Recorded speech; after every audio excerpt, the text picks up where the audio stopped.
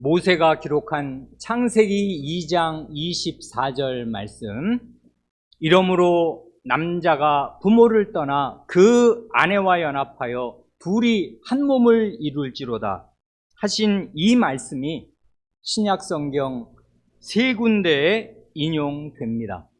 복음서에 2번, 서신서에 1번 그렇습니다. 복음서에 2번이라 함은 마태복음 19장과 마가복음 10장을 말하는데, 이 두 복음서의 내용은 같은 사건을 마태 사도와 마가 선생이 각각 기록한 병행구입니다. 곧 바리새인들이 주님을 시험하려고 이혼에 관한 질문을 던졌을 때 주님께서 이 창세기 2장 24절을 인용하시면서 대답하십니다. 그러니까 이건 주님 자신의 인용인데요, 이 내용은 주님께서 허락하시면 나중에 성도 여러분과 함께 살펴볼 수 있기를 바랍니다. 그리고 다시 바울 사도가 이 창세기의 말씀을 인용합니다. 오늘 본문으로 읽은 에베소서 5장 31절 말씀이 그것 아니겠습니까? 사도가 에베소 교회에 남편과 아내의 도리를 가르치면서 이 창세기 2장 24절을 인용합니다. 그런데 이것은 단순한 인용이 아니고, 그리스도 안에서, 이 말이 대단히 중요한데, 그리스도 안에서 이 창세기 2장 24절 말씀의 심오한 의미를 깨달은 사도가 이 말씀이 신약시대의 신자 부부에게 무슨 의미를 지니는가를 심오한 깊이로 가르치는 것입니다. 우리 교회는 6년 전인 2016년 여름 수양회 때 그리스도인의 가정이라는 주제로 이 에베소서 5장을 함께 읽은 일이 있습니다. 하지만 벌써 6년 전에 일이 된 데다가 평일에 모이는 수양회에는 모든 성도가 다 오실 수 있는 것도 아니니까 그때 드린 말씀과 겹치는 내용이 다소간 있더라도 중요한 요점을 다시 말씀드리려고 합니다. 부부의 도리에 관한 하나님 말씀의 교훈이 이 에베소서 5장 22절부터 마지막 33절까지 12절에 걸쳐 나옵니다. 그런데 이 말씀의 뜻을 제대로 이해하기 위해서는 먼저 그 앞의 문맥을 염두에 두는 것이 좋을 것입니다. 그렇지만 지금은 에베소서 5장을 1절부터 차례로 자세히 풀어서 말씀드리려는 게 아니니까 1절부터 21절까지 그 부부에 관한 도리가 나오기 직전까지의 그 대략의 흐름을 세 가지로 간단히 요약해서 말씀드리겠습니다. 오늘은 주로 다음의 준비를 위해서 이 부분에 주력할 것입니다. 첫째로, 사도는 5장 1절과 2절에서 신약의 성도들에게 하나님을 본받으라고 하고 그리스도를 본받으라고 합니다. 이 말씀이 그 다음에 하는 모든 말들, 그러니까 에베소서 5장과 6장에서 하시는 모든 교훈의 대전제요, 기반이라고 말할 수도 있겠습니다. 당연히 부부의 도리에서도 이 말씀이 기본 전제가 될 것입니다. 1절, 그러므로 사랑을 받는 자녀같이 너희는 하나님을 본받는 자가 되라 하십니다. 누구를 본받으라는 것입니까, 지금? 하나님을 본받는 사람이 되라는 말은 생각하면 생각할수록 대담한 말이 아닐 수 없겠습니다. 어떻게 사람이 하나님을 본받을 수 있겠습니까? 그렇지만 이게 불가능한 것이 아닙니다. 가능한 이유가 있습니다. 그 이유란 우리가 하나님의 사랑을 듬뿍 받는 하나님의 자녀들이기에 그렇습니다. 사랑을 받는 자녀같이. 그러지 않습니까? 우리 교회 어린 사람들을 보면 감 잡을 수도 있지 않습니까? 부모님의 사랑을 듬뿍 받아서 아무 구김살이 없이 건강하게 자라는 아이들은 상당히 자기 부모를 본받게 됩니다. 하늘아버지의 사랑을 참되게 마음으로 깨달은 하나님의 자식들은 그 아버지의 그 아들이 될 수 있고 그 아버지의 그 딸이 될 수 있는 것입니다. 그러니 그 역도 성립하겠습니다. 만약 우리가 하나님을 본받는 사람들이 못 되었다면은 그 이유는 아직도 하나님 아버지의 사랑을 마땅히 깨달아야 할 만큼 충분히 깨닫지 못하고 있기 때문일 것입니다. 하나님 아버지의 사랑을 깨달으려면 그리스도께서 우리를 위해서, 나를 위해서 무슨 일을 하셨는가를 생각해야 할 것입니다. 그것이 지름길이겠습니다. 그래서 2절이 이어서 나오는 것 아니겠습니까? 2절을 보면 그리스도께서 너희를 사랑하신 것 같이 너희도 사랑 가운데서 행하라 하시면서 그는 우리를 위하여 자신을 버리사 합니다. 그리스도의 사랑, 곧 죄인인 우리를 위하여 자신을 버리신 그리스도의 사랑을 참되게 깨달은 신자들은 사랑 가운데에서 행할 수 있게 됩니다. 곧 사랑을 품고 인생길을 걸을 수 있게 됩니다. 그래 이 1, 2절을 달리 표현하면 이렇게 요약할 수도 있겠습니다. 하나님의 사랑과 그리스도의 사랑을 참되게 깨달아 받은 사람은 자기도 하나님과 이웃을 참되게 사랑할 수 있게 됩니다. 둘째 요점은 이것입니다. 하나님과 그리스도를 본받는 성도가 반드시 피해야 할 것이 두 가지 있으니 음욕과 탐욕입니다. 왜냐하면 음욕과 탐욕이야말로 병든 자기사랑, 곧 하나님 사랑과 이웃 사랑을 다 망치는 병적인 자기사랑이기에 그렇습니다. 음욕과 탐욕은 바울 사도 시대에 큰 문제였을 뿐만 아니라 오늘 우리 시대에 가장 현저한 특징이라는 사실 성도 여러분도 다 아실 것입니다. 우리 시대는 음욕과 탐욕으로 도배된 시대입니다. 신자라 하면서 자신을 음욕에 방임하든지 아니면 하나님보다 실제로는 재물을 더 의지하는 우상 숭배자로 산다면은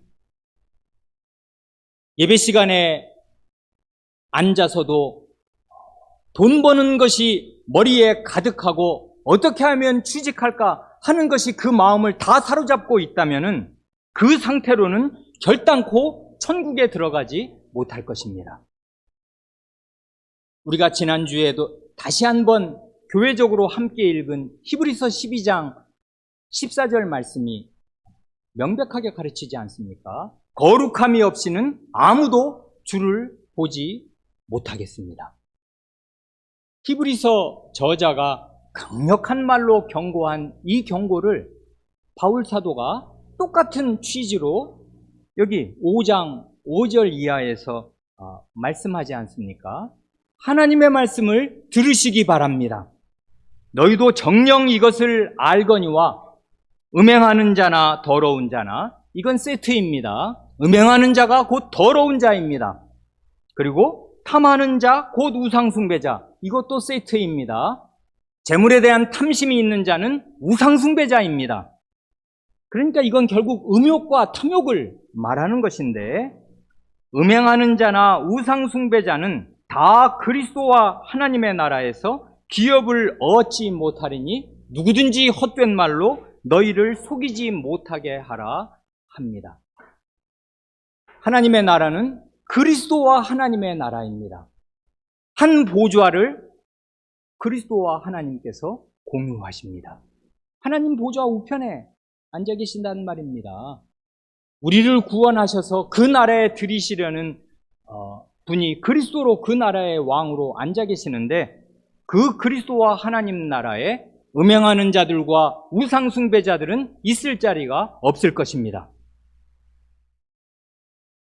주요하게 오늘 말씀드리고 싶은 것은 그 다음 세 번째 요점입니다. 하나님의 사랑과 그리스도의 사랑을 말한 사도는 하나님과 그리스도가 나왔습니다. 이번에는 성신으로 충만할 것을 말합니다. 아니, 명령합니다. 18절 하반절이 그것 아닙니까? 오직 성신으로 충만함을 받으라. 그런데 성신으로 충만한 신자의 삶의 실제가 뭔가 하면, 이어지는 말씀을 보면 누구라도 명명백백하게 알 수 있는데, 하나님께는 찬송과 감사를 드리고, 19, 20절이 그것이지요. 그리고 다른 사람에게는 복종하는 것입니다. 21절이 그것입니다.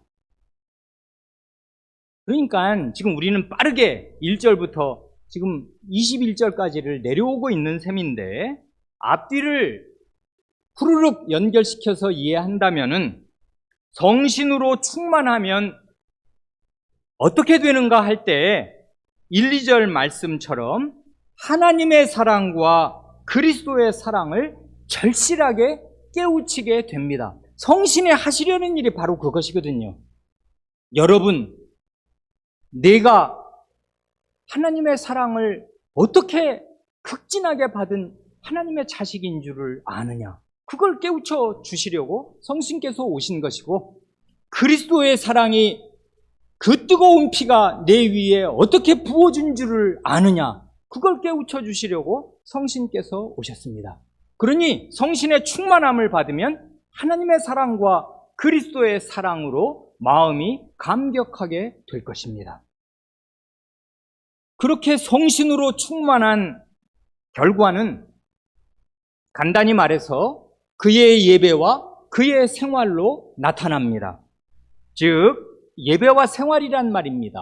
성신 충만의 결과는 이거예요. 이것을 대단히 강조하지 않을 수 없는 시대가 되었습니다. 왜 그러냐 하면 기독교 2000년 역사에서 그릇된 성신론이 가장 교회 안에 널리 퍼지게 된 때가 지난 몇십 년이 아닌가 싶기에 그렇습니다.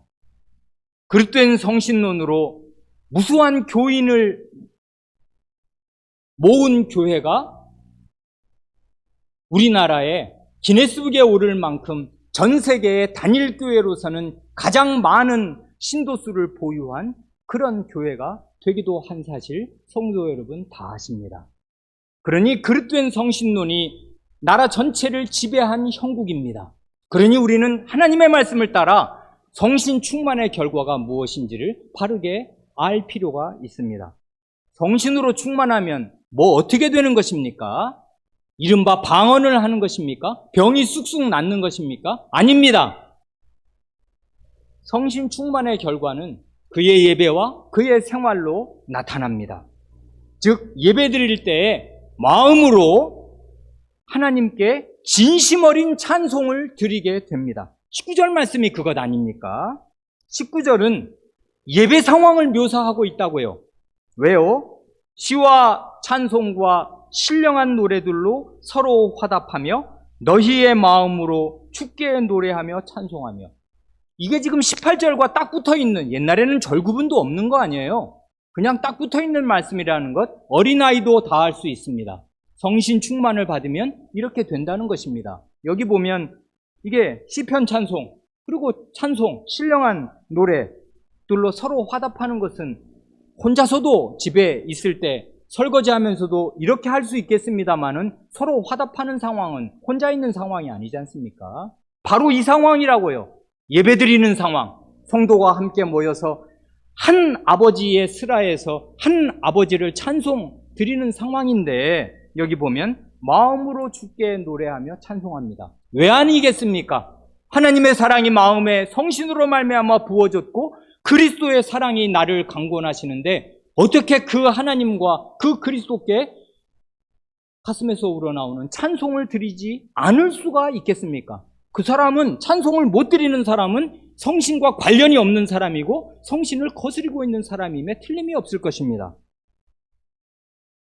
성신 충만한 사람의 예배가 이렇다면 예배는 그의 생활과 직결됩니다.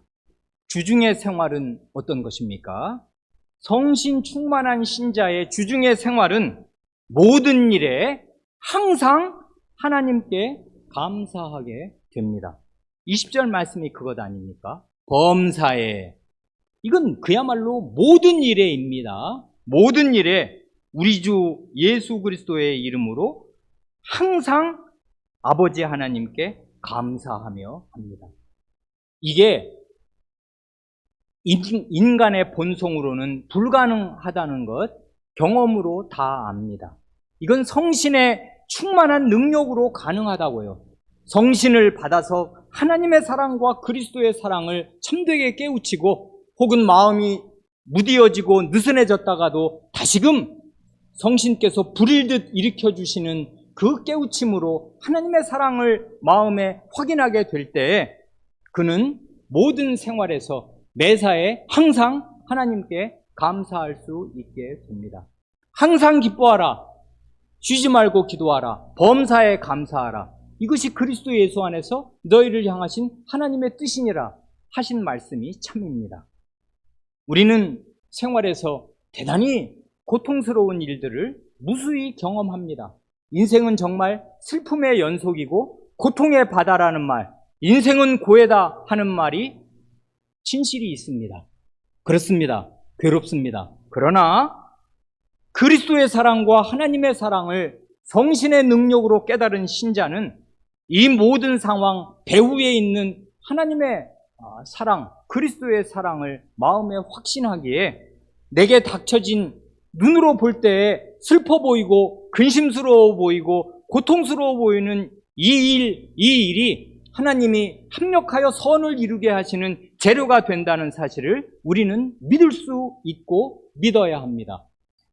하이델베르크 요리문답 26문, 27문이 가르쳐주는 하나님의 섭리, 전능하신 성부 하나님이라고 사도신경 첫 조문으로 고백할 때 고백하는 내용이 그것 아닙니까?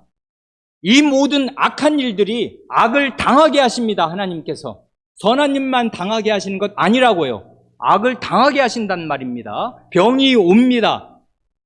우린 다 늙어 죽을 것입니다. 병들어 죽을 것입니다. 안 그렇겠습니까? 그러나 악을 당하게 하실 때 그 당하게 하시는 그 악이 아버지의 손길로 우리에게 온단 말입니다. 사랑을 입은 자녀들에게 아버지의 손길로 악들이 옵니다. 그러니 우리는 눈물을 흘리면서도 하나님께 항상 범사에 감사할 수 있습니다. 이게 성신 충만을 받은 신자의 마음자리입니다.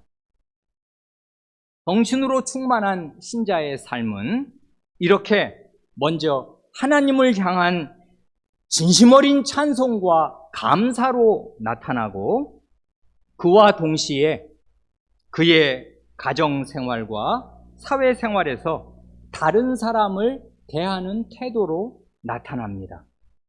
그러니 우리 시대에 무수한 사람들이, 신자라 하는 사람들이 오해하는 대로 성신 충만은 종교적인 생활이고 가정생활이나 사회생활은 세속적인 생활인 것이 아닙니다.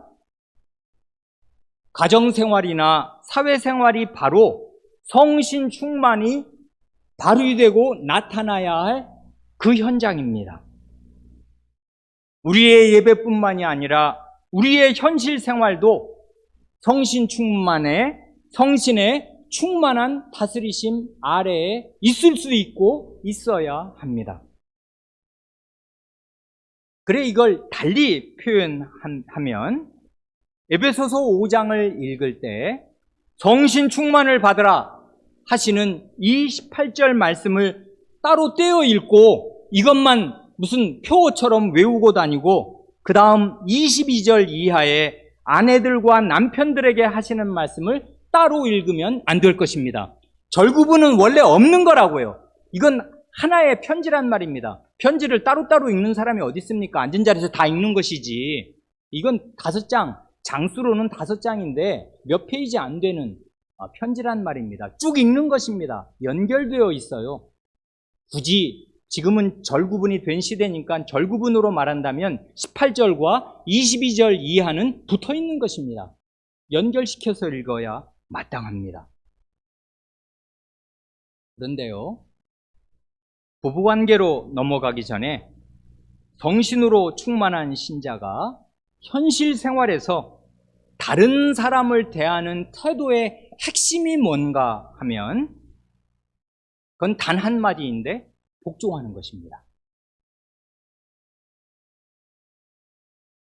21절 그리스도를 경외함으로 피차 복종하라. 복종이란 무엇입니까?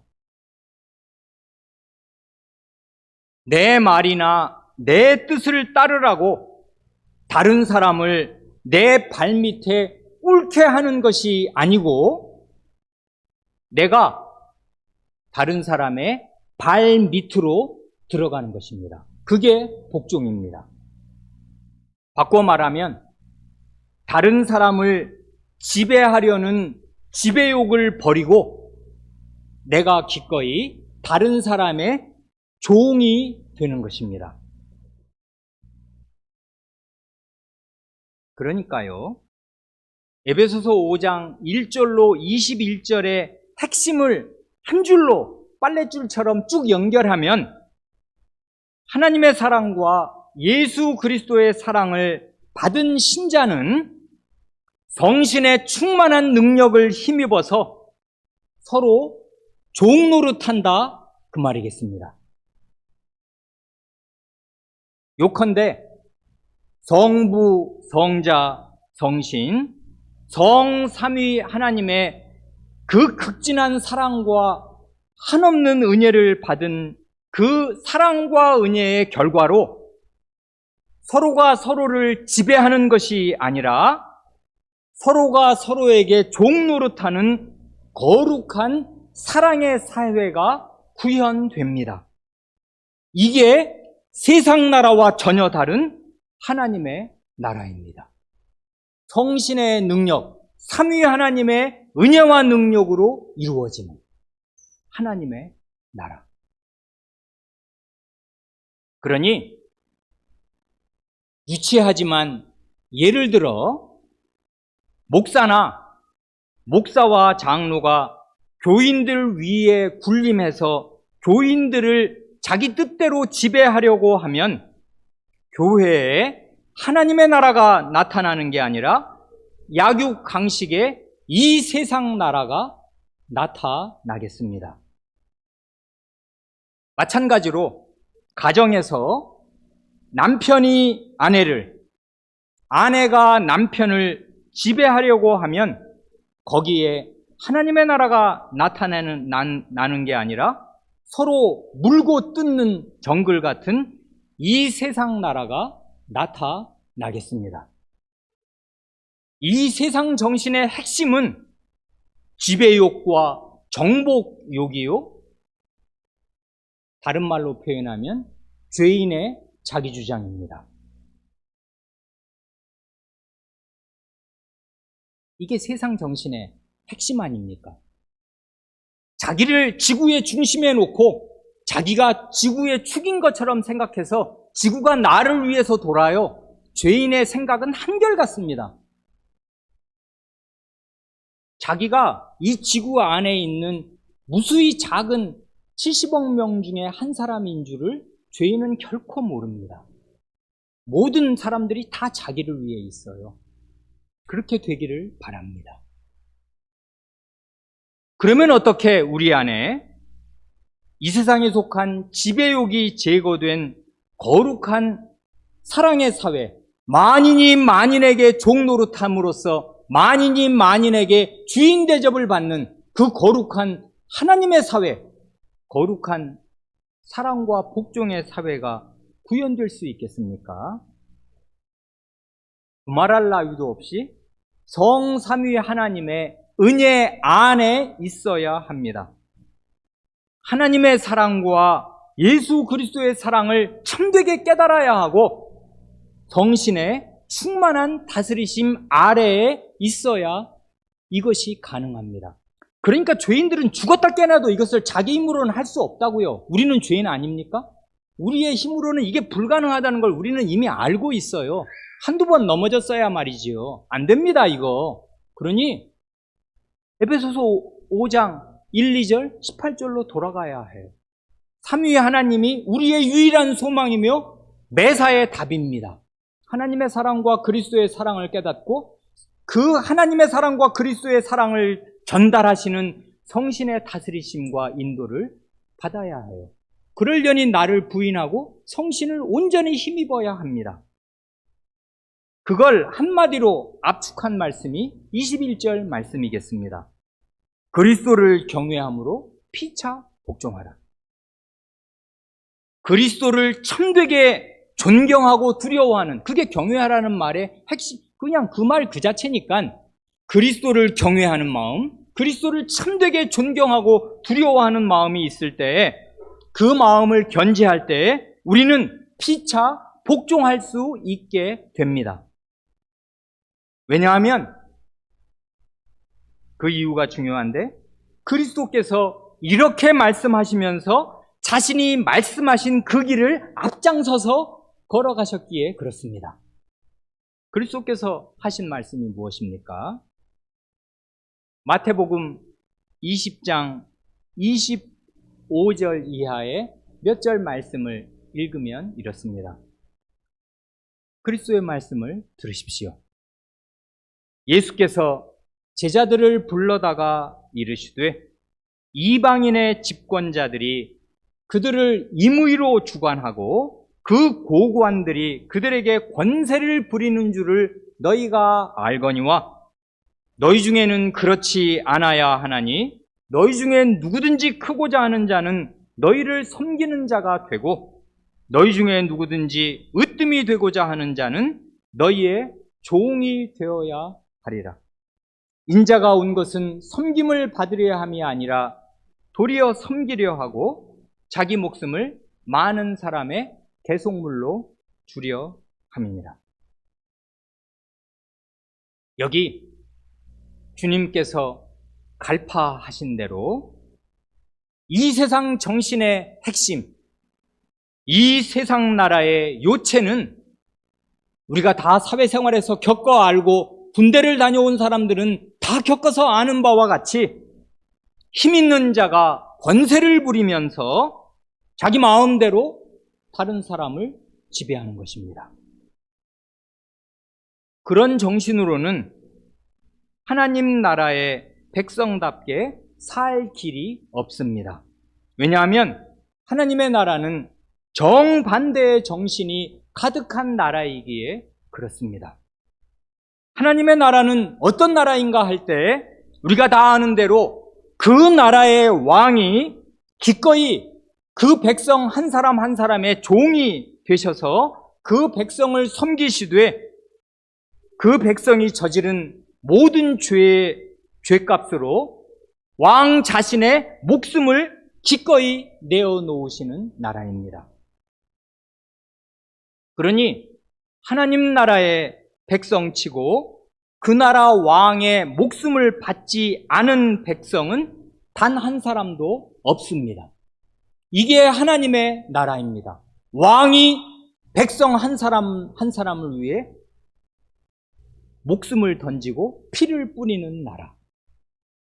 그러니 이 나라에 들어왔다는 사람이 어떻게 다른 사람 위에 군림하겠습니까? 그런데 죄인의 죄는 한없이 깊어서 군림하잖아요. 집에서 남편이, 그리고 아내가.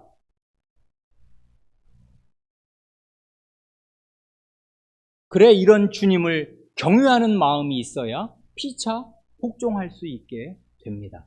이건 그리스도의 사랑을 깨닫지 못하면 인간의 본성으로서는 불가능한 일이라고요. 언제든지 안 돼요. 왜냐하면 가정이야말로 무장이 해제되는 곳이기에 그렇고 모든 긴장이 다 풀어지기에 개인의 죄악된 본성이 아무 여과 없이 나타나는 자리니까 가정이야말로 폭력의 현장입니다. 언어폭력, 물리적인 폭력, 모든 의미의 눈빛이나 말이나 행동으로 폭력이 쏟아지는 곳이 가정 아닙니까? 지배 욕구와 지배와 피지배가 가장 현저하게 나타나는 곳이 가정입니다. 하나님의 나라는 그 나라 왕이 섬기려고 세상에 오신 것이 아니라 섬김을 받으려고 오신 것이 아니라 섬기려고 오셔서 자기 목숨을 많은 사람들의 죄의 값을 담당할 대속물로 주는 나라이기에 이런 주님이시기에 잡히시던 밤에 노예가 하는 일, 곧 제자들의 발을 일일이 씻어주시면서 이 말씀을 마저 하신 것입니다. 요한복음 13장 14, 15절 말씀이 이렇습니다. 너희가 나를 가리켜 선생이라 주라 하니 그 말이 옳다. 내가 그러하다. 내가 주와 또는 선생이 되어 너희 발을 씻었으니 너희도 서로 발을 씻어주는 것이 옳으니라. 내가 너희에게 행한 것 같이 너희도 행하게 하려 하여 본을 보였노라 하고 말씀하셨고 그날 자기 목숨을 주셨습니다. 이건 요즘 교회에서 가끔 무슨 세족식을 한답시고 쇼를 하는 그런 쇼가 아니란 말입니다. 이건 노예제 사회에서 하신 실제 행동 아니었어요. 제자들은 이게 무슨 뜻인지를 알았단 말입니다. 가장 천한 노예가 하는 일이 발이 옛날에는 다 신발이 오늘 같은 우리 신발이 아니고 샌들을 신고 다니니까 그 발가락 사이사이에 그 옛날에 포장도로 어디 있습니까? 다 그 흙먼지가 가득 끼니까 가장 천한 노예가 주인의 발을 씻기는 것인데 주님께서 내가 섬김을 받으려 함이 아니라 섬기려 하려고 왔다 하시면서 제자들의 발을 씻겼다는 것은 제자들의 노예의 자리로 자신을 밀어 넣으신 것이고 내려가신 것입니다. 그리고 그 노예된 형편에 어느 노예도 주인의 죄를 뒤집어 쓰는 노예는 없는 것이지만 주님께서는 노예 가운데서도 가장 비열하고 가장 비천하고 가장 천한 노예가 되셔서 우리의 영원한 저주, 영원한 형벌, 영원한 치욕, 죄인이 받아야 마땅할 그것을 자기의 것으로 뒤집어 쓰셨습니다. 그런 주님이시기에 부활하신 뒤에도 마음과 행위가 똑같았습니다.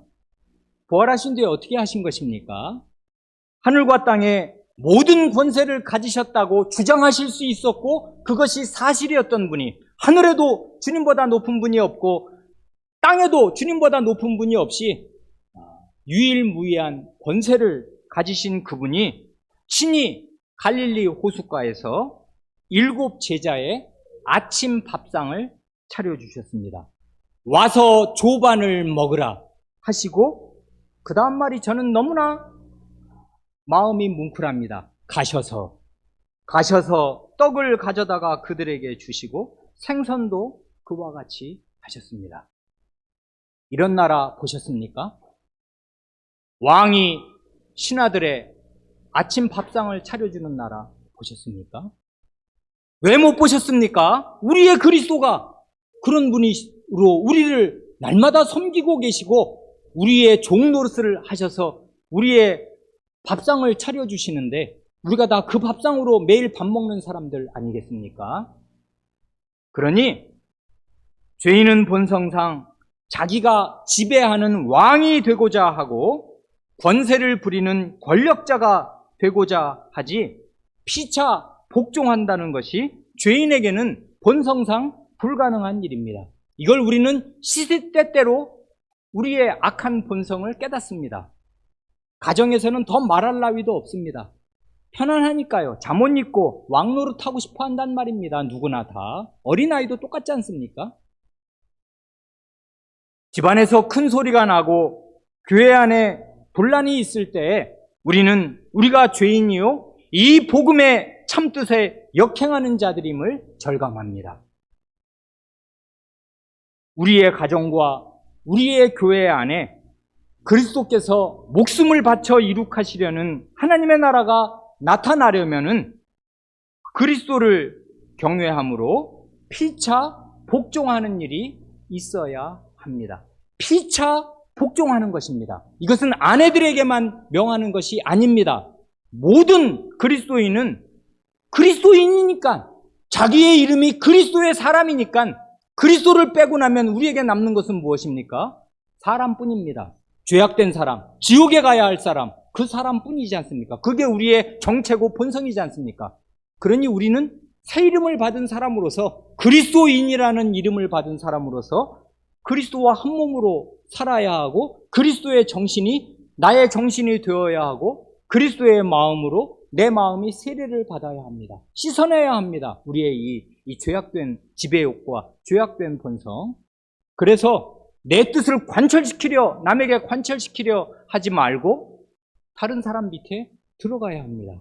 이건 안 된다고요, 이게.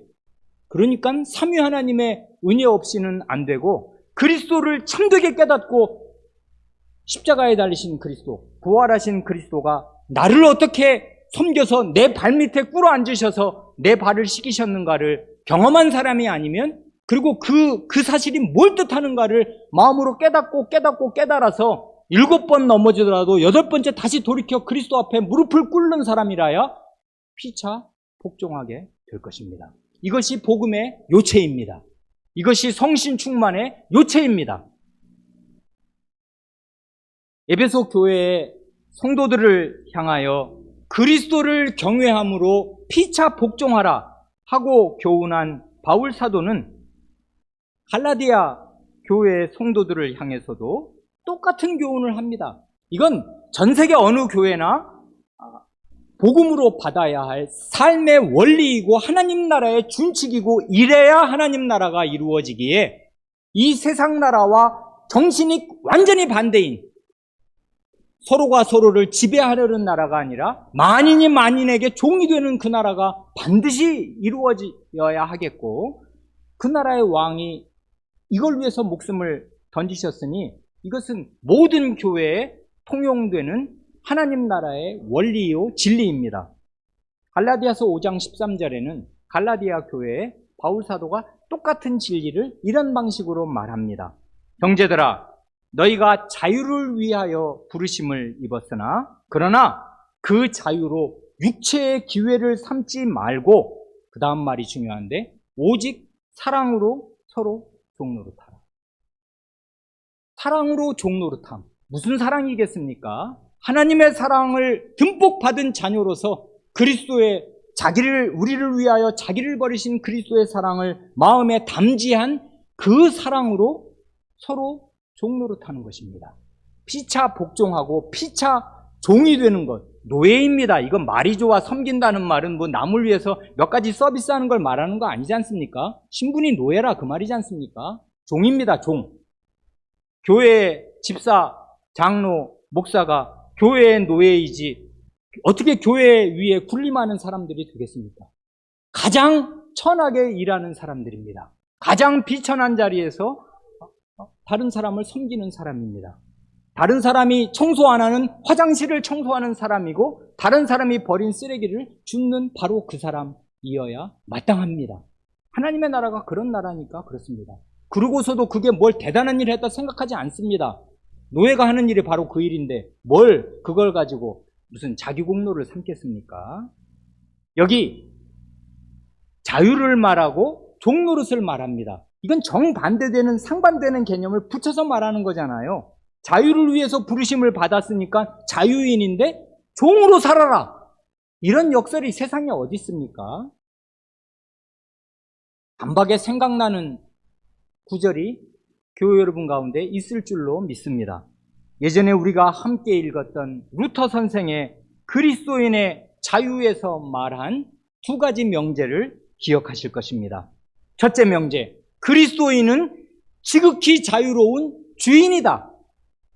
복음을 깨닫고 그리스도를 전유하면, 그리스도를 다 내 것으로 삼으면 나는 어디에도 종속되지 않는 만물의 주인이 된다. 나는 자유로운 주인이다.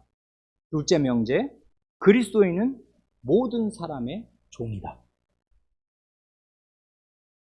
그리스도로 말미암은 죄에서 자유, 남을 지배하려는 죄의 본성이 제거된 참된 자유를 누려 만물의 영장으로서 하나님의 형상으로서 그리스도와 함께 하나님의 보좌 오른편에 앉게 될 그 사람, 아니 그리스도와 함께 이미 그 자리에 앉은 만물의 주인 된 신자들은 모든 사람의 종으로 삽니다. 이것이 복음의 요체이며 신자는 이 역설을 이해하는 사람이며 이 역설을 실천하는 사람입니다. 마음에 아무 것에도 매이지 않습니다. 돈의 노예가 되지 않습니다. 믿지 않는 사람들은 돈이 없으면 큰일 났다 생각하는데 하나님의 백성은 수중에 한 푼 돈이 없고 쌀독에 쌀이 비어도 하늘 아버지가 있기에 전전긍긍하지 않습니다. 재물의 노예가 되지 않습니다. 어떻게 자유민이 노예처럼 살겠습니까? 마음이 자유롭습니다. 걱정 근심으로 인생을 소일하지 않습니다. 하나님이 나의 아버지이신데 뭘 걱정하며 굶다가 죽으면 그게 순교입니다. 하나님 나라에서 거지 나사로를 아브라함의 품에 앉게 하셨듯이 이 세상에서 가장 비천하게, 우리가 아무리 비천하게 산들 예수님께서 비유로 드신 거지 나사로, 헌대를 앓으며 부자의 집 앞에 누워서 똑바로 앉아 있지도 못하고 개들이 그 헌대를 앓는 그런 사람보다 더 어떻게 비참하게 살 수 있겠습니까마는 그런 사람도 날마다 호화로이 연락하며 날마다 호화로이 연회를 베풀었던 그 부자보다 하나님 나라에서는 더 큰 부자가 되었습니다. 주님은 주님의 관점으로 우리 형편을 보세요. 그러면 마음의 자유를 누리게 될 것입니다. 돈의 노예가 되지 않게 될 것입니다. 집이 없어도 걱정하지 않게 될 것입니다. 우리는 자유인입니다. 그러나 이런 자유를 참되게 누린 사람은 만인의 종으로 삽니다. 왜요? 그 나라의 왕이 우리의 종이 되셨기에 그렇습니다. 이것이 부부의 도리를 말씀하기 전에 대전제입니다. 그러니까 에베소서 5장 1절부터 21절의 그 흐름을 마음에 간직하지 않으면 부부간의 도리를 사실은 제대로 이해하기가 어려울 것입니다.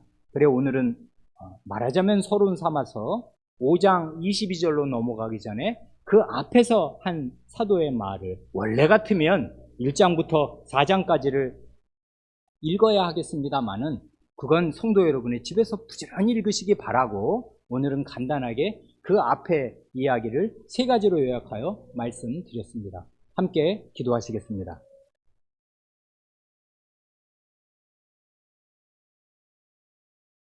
하나님 아버지, 저희에게 하나님의 사랑을 더욱 일깨워 주시기를 구합니다.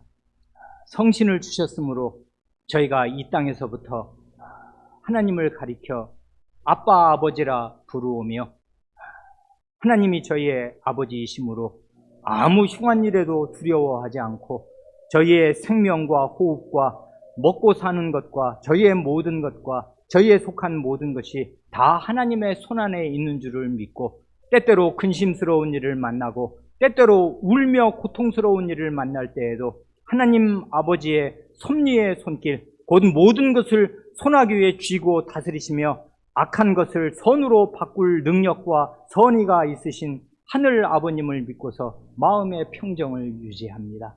이러한 평안이 저희 모두에게 가득하게 하여 주시기를 구합니다.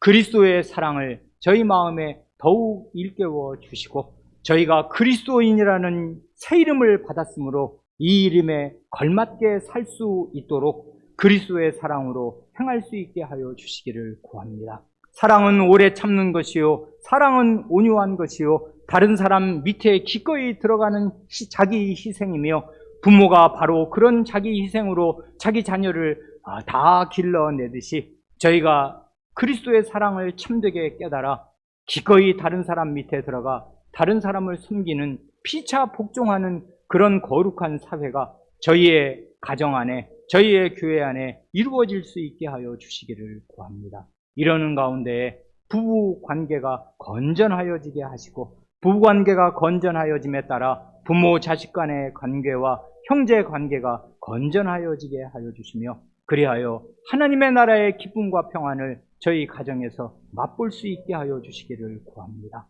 저희의 어린 자녀들이 이런 가정에서 하나님 나라의 원리가 통용되고 실제가 되는 그런 가정에서 자라날 수 있게 하여 주시기를 구합니다.